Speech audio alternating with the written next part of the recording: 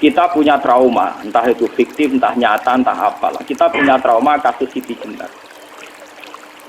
Orang yang mendalami la ilaha illallah secara intensif, ya, entah itu disebut kalimat sodo, bosuluk, boseloko, mbah kono semua. Orang yang memahami la ilaha illallah secara intensif, itu pasti menuju ilmu hakikat. Dan menuju ilmu hakikat pasti ngalami hakikat yang khoyali. Ini ruang nontonan ini. Hakikat yang nopo? Khoyali. Dan hakikat yang khoyali ini mulai menipu. Ya, kalau sudah begitu ruwet, misalnya ngeten ya. Ketika kula maca nggih diskusi ini utai perdebatannya kali jago mbek Siti Jenar. Saat itu ada Sunan Bonang juga. Kamu sujud pakai apa kali jaga? Ya pakai jasad. Dari Siti Jenar. Daging kamu itu hanya onggokan daging. Nanti itu jadi bangkai. Dan setelah jadi bangkai itu habis. Kamu nanti ditulis Tuhan tidak termasuk yang sujud. Kebuat yang mbok sujud itu bentek. Mikir kan juga. Rugi ke sujud ke baduk ke tangan. Jasad tem sampean pun entek. Ora ana sing crita kowe nak sujud mergo jasad itu mau sampean dadi bang. Lah nak ngono sujud ning hakikat ora usah baduk, ora usah tangan, ora usah sikil, yo rokem iku lho kon sujud mbek pangeran. Nak sujud mbek fisik ku rugi wong fisik sampean. Mikir kali. Orang bolak-balik kali Joko mantan wali preman terus jadi debat pusing. Siti Jenar tahu belajar tak tahu menang Irak. Yang jelas yang ulang gak sadar orang menangis. Wah, uang ini menjadi perdebatan. Sehingga keyakinannya kayak Siti Jenar, la ilaha illallah itu ya wahdatul wujud itu innalillahi wa inna ilaihi. Selama ini kalau orang syariat misalnya, orang syariat itu kalau ada orang mati, misalnya gak ruhin mati, ini aku kan muni innalillahi wa inna ilaihi raji'un, saiki ruhin wis mate. Mate itu balik ning pengen. Itu cara wong hakikat kan salah besar. Orang mati itu tidak ada, cara ilmu hakikat dan orang mati itu tidak ada. Roh ini tersiksa di alam fisik. Jadi ruh-ruh ini tersiksa di alam fisik. Karena ketemu ning jasate ruh. Tersiksa ini. Akhirnya apa mangane kudu kerja piring Jepang tersiksa roh. Adol roti memang tersiksa. Misalnya kiai apa mangane dalam kudu pidato 2 jam bareng tersiksa. Roh itu apa? Tersiksa. Mergo roh ora butuh mangan, ora butuh ngombe, tapi gara-gara melok fisik. Paham ya? Lho ini tenang sih. Kenapa warai ya bener. Lah kula boten. Zaman betul lho guru waras maksudnya nggih. Artinya waras secara akademik karena ada referensi, ada marojek, nggih. Waras secara hakikat. Kula niku umpama rasake sampean wis ilmu hakikat. Artinya saya juga ngalami ilmu hakikat. Lalu ketika ini sekarang hikam, wong rata muka safar rasa jadi ulama. Entah sekian detik ulama itu harus pernah muka safar. Biar merasakan ilmu nopo aja. Tapi ilmu hakikat itu bisa dilogika kan. Sebelum sampai secara musyahadah. Paling enggak bisa sampai secara logika. Manusia itu mulai Nabi Adam sampai sekarang itu kan punya roh. Dan roh itu tidak makhluk. Ya, roh itu tidak makhluk. Ketika roh itu diletakkan di jasad, dia itu tersiksa. Karena ketika dia ke jasad fisik, namanya mengalami keterpisahan dengan yang abadi. Dia ini ning jasad fisik, tersiksa. Karena dia harus di alam yang kasat mata, alam mulki. Tersiksa. Ketika dia tersiksa, melok ruhin, akhirnya dia mangan kangelan, akhirnya lesu, mangan. Padahal roh gak butuh mangan, perlu dicatat, roh gak butuh. Ya ora butuh gunung kidul barang, ora butuh rapi. Paham kan? Ya ora butuh putus cinta, ora butuh pegatan, ora butuh macam-macam. Paham? Tapi karena dia nemplek jasad sing butuh mangan, butuh rabi, butuh wedoan macam-macam. Akhirnya roh tersiksa. Suatu saat kalau roh ini dalam bahasa manusia mati, ini dalam bahasa manusia mati. Ini hakikatnya roh itu tidak mati, dia kembali ke habitatnya. Ini disebut innalillah. Kita ini dari awal ya dengan Allah. Wa inna ilaihi juga kemudian nanti kita pasti kembali ke Allah. Dan itu diyakini betul oleh orang wahdatul wujud. Jadi kalau roh mati itu ya tidak ada mati. Roh sekarang itu kembali karena sudah lama mengalami keterpisahan mergo melok fisik-fisik dari ono kerja dasinan, ono nggo proposal ruwet roh melok. Paham itu? Kita di roh itu napa melok roh. Lah roh ya tersiksa ngaku ora butuh mangan, ora butuh proposal kok ngalor. Itu tersiksa. Makanya dalam cerita-cerita Jalaluddin Rumi yang otentik di kitab-kitab begitu. Ketika beliau mau meninggal, muridnya itu nangis. Dari Jalaluddin Rumi, kamu jangan nangisi saya ini mau pesta, saya ini mau pesta perkawinan. Kamu tidak merasakan penyesalan saya. Saya ini lama menyesal karena harus hidup bersama kamu. Terus saya ini tersiksa karena ngalami alam yang rusak, yang fana. Alam yang fana. Harusnya roh saya itu di alam abadi, bukan di sini. Maka jangan tangisi kematian saya. Kematian saya adalah kembalinya roh ke habitatnya. Semenjak itu kematian dianggap malam perkawinan karena roh kembali. Walhasil ngono iku cara ilmu tasawuf bahasa Arab jenenge wahdatul wujud, kena Jawa Yogyakarta Solo kok adane jenenge manunggaling kawula. Mergo sing rawan ngono rugen, Pak. Nek iki tak terangno. Dadi bathuk mesti iki buku sujud kan niku sampeyan ilang. Dadi seksine ora ono cara teorine sinten Siti. Rugi kowe. Bukan jadi yo kento. Kali coba mantan preman jak debat terus ora ngono mbok terus tak pateni kowe. Lah debat ilmiah ra iso. Premane kumat. Ya ta preman jak debat ilmiah. Ngono ku model.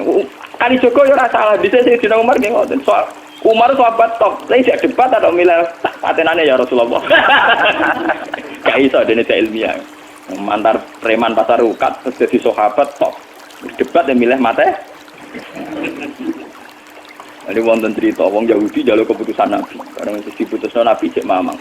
Ndak tenang keputusane ngono dalam sengketa duniawi. Bariku takok ya Ali. Ya Ali, aku mau sowan ning Nabi Muhammad. Dikai keputusan Nabi mamang cara kowe pilih. Mbak Ali dikai keputusan persis Kanjeng Nabi. Cek mamang neh takok Umar. Takok Umar aku mau sing Muhammad, sing Ali dikai keputusan kok mamang, Mar. Cara kowe piye? Urusan dunya. Entah ini. Entah dia melepuh buat apa? Uang diputus Nabi ora mar. Buat mati. Awe. Mereka mantan apa? Cara mantan intelektual atau intelektual kan ya wajar nggak uji kok percaya Nabi. Ya, kan barang cara Ali ya gak percaya wis kandha. Ora percaya Ali jangan. Lah ora bapak ini. Ya wajar wong Yahudi kok percaya Nabi, nak percaya ora situ Yahudi Muslim. Lah Ali situ Gusdur. Lah Gusdur ra beda piye tenang. Ali nyen ngoten watake ngoten. Nasibe padha. Ali itu ilmuwan yang jadi presiden gak sukses. Sing niru nggih Gusdur. Mergo ning dinggo nek wong pinter mimpin ra sukses. Wong pinter gampang maklumi. Lah misalnya kita jadi kiai wong pinter. Pak Yai santri ini pacaran. Maksud jangan anak cerita wedok. Wah, ruwet. Terus malah dalil dinalina subuh syahwat minan. Iya, bodoh ketemu pelaturan. Paham ya? Ruwet dah. Mulane aja geman, iki kiai pinter teman-teman aja geman. Sing biasa wae ana syariate sithik-sithik. Sing gamane ana santri pacaran tersinggung, ana santri nakal tersinggung, sing ana rasane lha donya ana napa? Jadi nak guru kula nu urusan ilmu semi hakikat. Mulane mon nggih. Sehingga kayak Siti Jenar, cara pandang Siti Jenar itu masuk betul ning gone pemikiran para santrinya. Kados Ki Ageng Pengging siapa masuk betul karena masuk akal. Cara mereka napa? Betapa tidak ada artinya fisik ini. Nah, kalau semua fisik ini tidak ada artinya, kemudian yang ada artinya itu roh, perjalanan apa?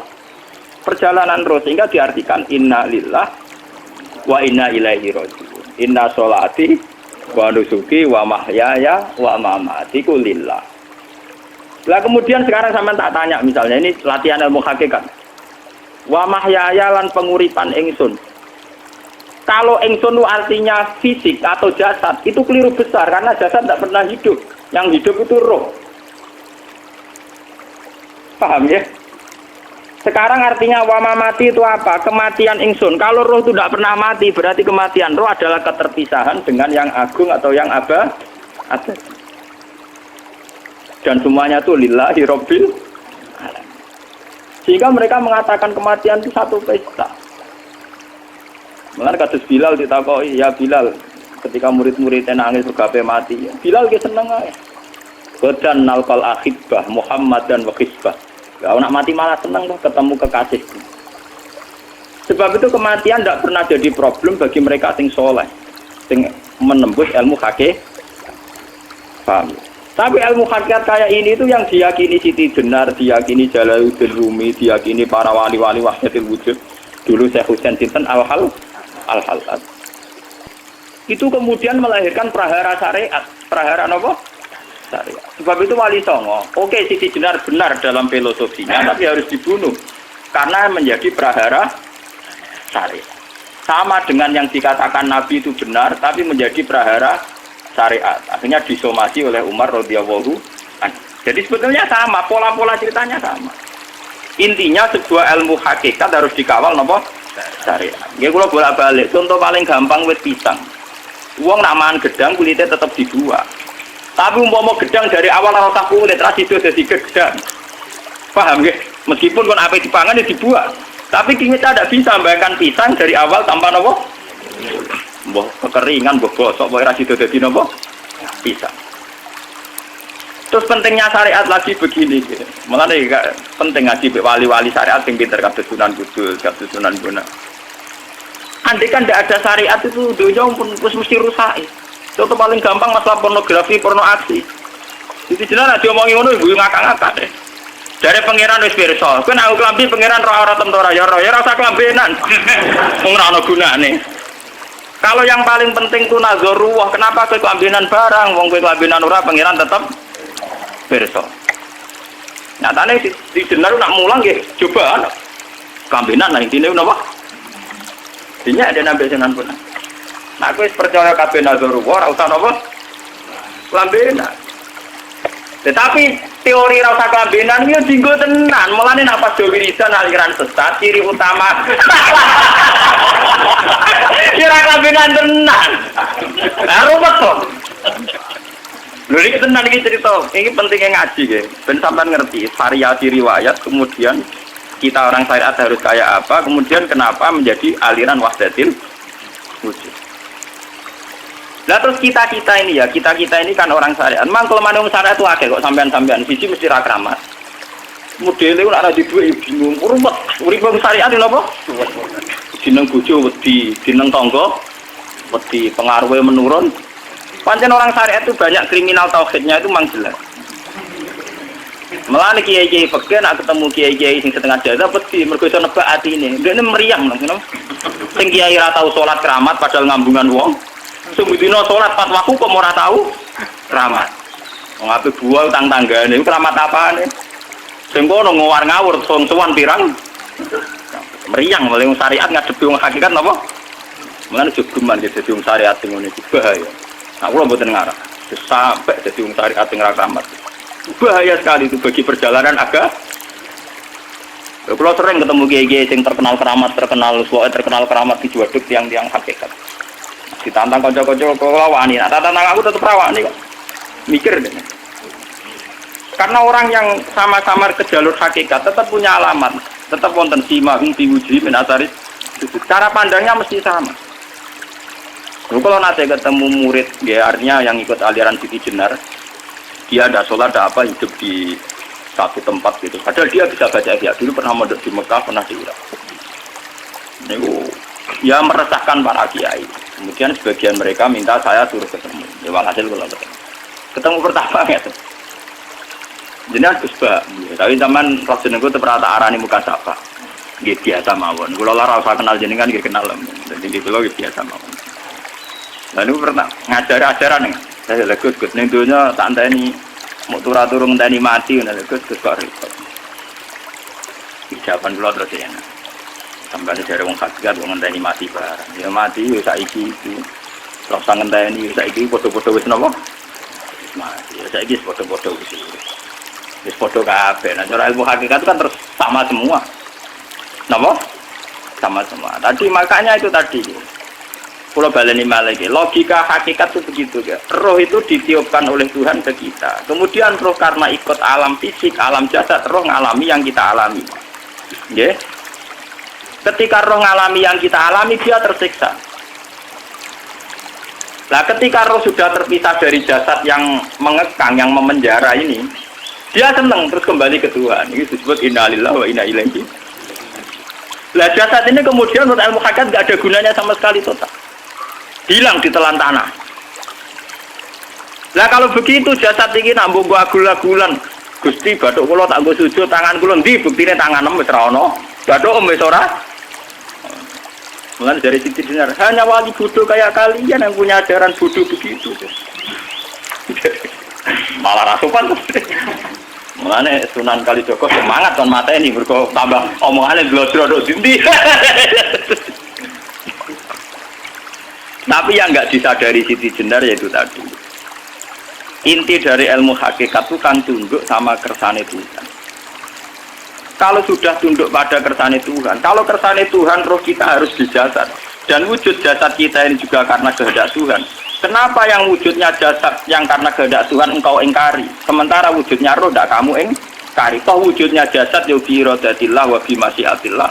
Wujudnya roh ya bi wujud bi masyiatillah wa ira.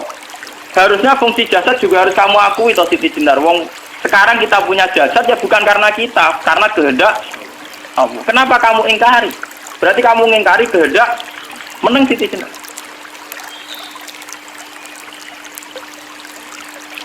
Makanya hakikat yang pertama Saimi itu pasti khayal. Lah Siti Jenar itu hakikatnya baru yang sampai khayal itu.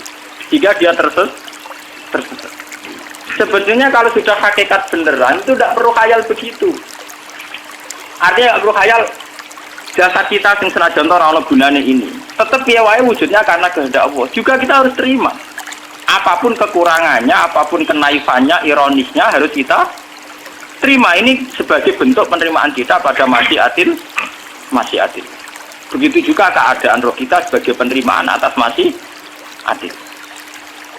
Meskipun ada teori-teori roh yang lebih valid. Lebih valid misalnya begini. Kanjeng Nabi itu suatu saat ininya terputus karena perang Uhud. Itu Kanjeng Nabi dia dolanan drijine ini. Napa cara napa jari jemari ini Nabi putus. Dia dolanan. Jadi Nabi sendiri kadang sering ngajarkan ilmu hakikat. Hal lagi illa usbun udmiyat wa fi sabilillahi ma lafihi. Kowe ora trimo fisik, bentuk fisik jari jemari sing ditebir berdarah. Tapi nak kue fisabilillah ayo wis balik ning habitatem. Jika kenapa para sahabat itu ketika dicincang, ketika putus tangannya, putus kakinya, sahabat yang usul ke ilmu hakikat itu malah senang. Karena jasad kita ini kan ila sabilillah menuju jalan Tuhan. Sekali dia sudah terluka fisabilillah itu sudah menemukan formatnya. Cara teori Cina bisa menemukan formasinya. Paham gitu? Ora kok malah ngeluh itu berarti goblok kok ngeluh paham no? Paham kenapa? Jadi, makanya Nabi ngertikan ya itu sudah ketemu formatnya. Ketika rohnya para syuhada nanti kembali ke Tuhan ya ketemu formatnya lagi. Itu disebut wala taqulu lima yuqtalu fi sabilillahi amma. Dia tidak mati sesuai formasi awal, yaitu roh kembali ke Tuhan dan jasad ikut mengawal. Nah itu Nabi kadang ya pakai ilmu hakikat begitu.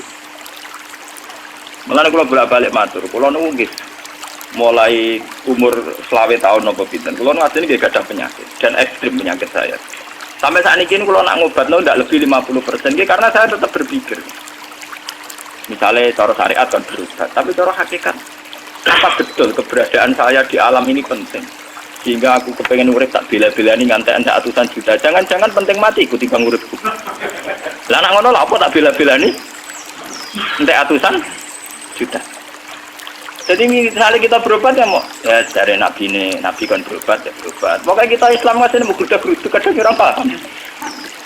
Sekali kamu mengamati dengan sisi hakikat. Coba sekarang sampean pikir, coba sekarang nggak pakai logika hakikat, pakai logika syariat saja. Saya ini misalnya asetnya 10 juta, misalnya, saya punya aset 10 juta. Tapi misalnya aku rugi nawan atau dipengaruhi di masa depan sama nih, kalau kulo kan soalnya secara teori di masa. Misalnya kulo rugen, artinya kere di duit 10 juta aset. Tujuan saya sembuh kan supaya aku iso sembuh sehat, engkau iso kerja untuk anak. Tapi karena saya sakit nanti operasi tidak 10 juta. Operasi tidak 10 juta. Wong aku repera mesti iso marisi anak. Apa mana nak duit 10 juta, tak ada gue berobat, malah jelas ra iso marisi. Lah nak ngono penting matiku ya dibagi 10 juta. Karwan iso diwaris langsung. Sementara anak aku mari dibiayai 10 juta, rong mesti mari 10 juta mesti entek. Artinya tidak ada jaminan kalau berobat itu secara visi ke depan lebih baik. Soalnya malah ngentekno donya nggak jelas akibat positifnya. Misalnya tetap lumpuh duwe entek. Teori loh, Bapak, artinya apa? Teori hakikat tetap lebih benar bahwa hidup itu tidak ada artinya, semua itu tidak ada artinya. Berobat apa enggak berobat semuanya tidak ada arti. Teori loh gini. Sehingga kalau kita tengah-tengah aja tengah-tengah, kados kula misalnya loro nggih berobat. Gusti separuh kula nglakoni syariat, tapi sebagai kula ulama fikih nggih separuh kula lakoni napa? Jadi kula tetep mboten ngarah obat 100%. Tapi orang ngarah berobat wong kula tiyang napa? Syariat. Tapi memang faktanya itu begitu. Cara Kanjeng Nabi kadang Kanjeng Nabi berobat. Kadang Kanjeng Nabi wis nikine tercincang gede guyonan. Wahal laki illa usbuun utmiyat ora kok sing gak melok-melok. Nah, bukti bahwa jasad ini begitu tidak penting. Kayak Sayyid Hamzah. Menurut Sayyid Hamzah nganggep wahyu bentone ra karuan. Kalau teori Siti Jenar itu benar, teori Jalaluddin Rumi benar teorinya lho, ora kok ra salate lho nggih. Maksudnya nang anut ra salate. Benar cara analisis roh. Ketika Sayyid Hamzah dinyatakan mati oleh manusia, oleh hukum manusia dinyatakan mati karena dia sudah tidak bergerak. Dalam teori hakikat kan rohnya Sayyid Hamzah sudah fi khawasili tuyurin khudrin. Rohnya sudah diambil Tuhan, tidak mati. Paham ya? Ketika rohnya Sayyid Hamzah sudah diambil, jasad ini sudah tidak punya rasa. Sekarang secara syariat kasat mata kita tahu wong jasad nak diinfus di sayat-sayat dioperasi ora krasa. Apa meneh saiki ruhe wis bisa. Lah ya jasad itu cek gampange dioperasi dibius saja terus tidak kerasa. Apalagi rohnya sudah diambil. Lah saiki bayangkan ketika Sayyid Hamzah itu sudah di atas. Niku kira-kira delok wahsi ra wong bento. Lho wong kok baca igabus. Ketika jasad benar-benar tidak penting, kemudian jasadnya Sayyid Hamzah kan dicincang oleh wahsi. Ketika rohnya sudah diambil kan Hamzah tidak merasakan. Berarti Sayyid Hamzah guyu-guyu wahsi. Wahsi cek pintu nih gabus dicincang. Paham ya? Lho ini tenang. Artinya ketika pandangan manusia iba kepada Sayyid Hamzah karena dicincang, dimutilasi oleh wahsi. Wahsi tidak mengalami Pak Sinter, Sayyid Hamzah tidak mengalami apa-apa karena rohnya sudah bersama Tuhan. Dan iso wae Sayyid Hamzah malah guyu-guyu wahsi. Cek goblok gabus kok dicincang. Lah nak ngono rak mirip, makanya dalam hal ini itu dalam teori roh itu sebetulnya Siti Jenar tidak sesat dalam teori roh. Tapi jangan katakan itu penemuannya Siti Jenar. Siti Jenar itu terlambat. Sebelum itu ada Husain Al-Khallas, sebelum itu ada Jalaluddin Rumi, sebelum itu juga ada sahabat, ada nabi.